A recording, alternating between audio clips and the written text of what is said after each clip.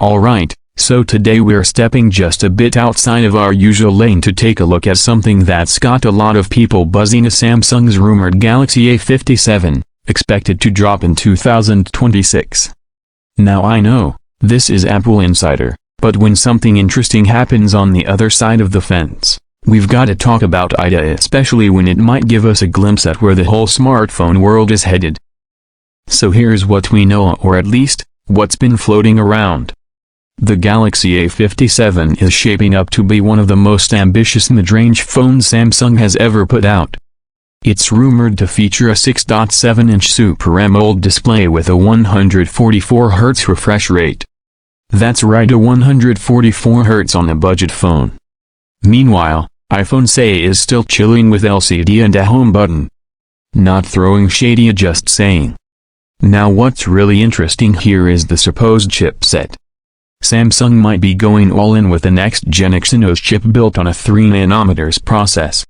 That could mean better performance and battery life, and if they're smart about it, real AI enhancements baked into One UI.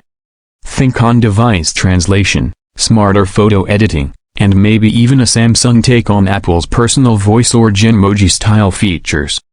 The camera setup. We're hearing talk of a 108MP main sensor with improved low-light performance, paired with some software-driven wizardry. That's big, especially in this price tier. And for all the iPhone users saying megapixels don't matter, sure, but when the results are good, nobody's complaining. Battery is supposed to be a 5,500 mAh cell with 45 watts fast charging. That's fast. Like, almost catch up to your MagSafe brick that's been charging for an hour fast. Plus, they might bring wireless charging to the A series for the first time.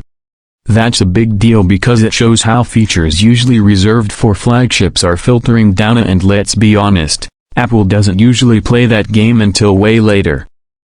Now software is where it gets spicy. The A57 is expected to launch with One UI 8, based on Android 16. And look, I'll say Samsung's software has come a long way. It's cleaner, faster, and packed with features. Maybe even a little too many features if you're coming from iOS. But still, for Android users or anyone just looking for value, this could be a serious contender. Now, will this phone steal iPhone users? Probably not. But that's not the point. What it does do is raise the bar for what we should expect from mid-range phones across the board. And Apple's gonna feel that pressure when it comes time to redesign the next iPhone, say. If Samsung can give you a gorgeous display, high-end camera, big battery, and fast charging in a device that costs half of a flagship phone, a broken bar people are going to notice. So yeah, we're watching this one closely. The Galaxy A57 may not be the phone for everyone watching this channel, but it's definitely a sign of where the industry's headed. And we'll be keeping an eye on it, not just for what it means for Samsung fans, but for what it could push Apple to do next.